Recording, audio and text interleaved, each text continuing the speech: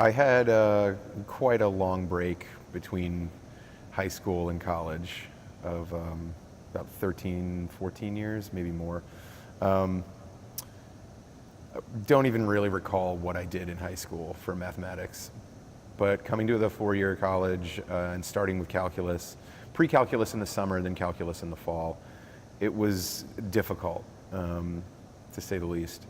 So I had to come up with creative ways to take notes, know when to stop taking notes and pay attention to what's going on in the classroom.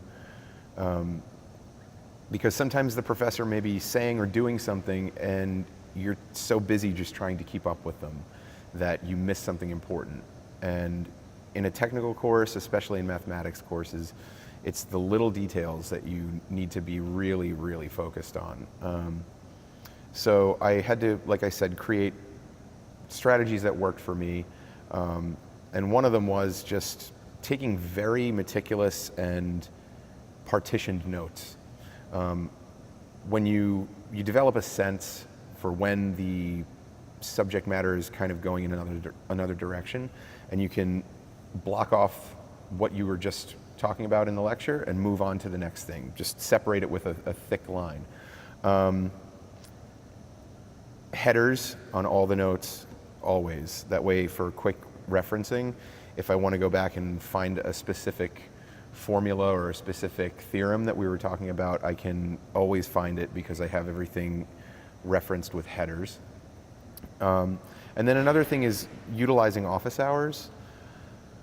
Office hours, even with the TA, can be incredibly productive and clarify things that are confusing.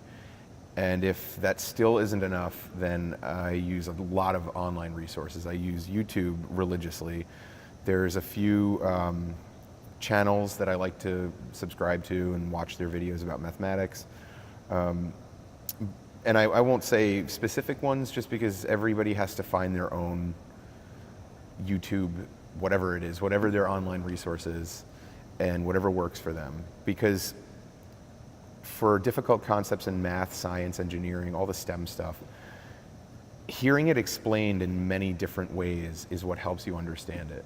So if your professor explains it one way in lecture and your TA explains it in another way in their office hours, and then maybe one of your peers who's very, very well versed in whatever the technical course is explains it in yet another way, you can always find more ways that these concepts can be explained by people who have YouTube videos.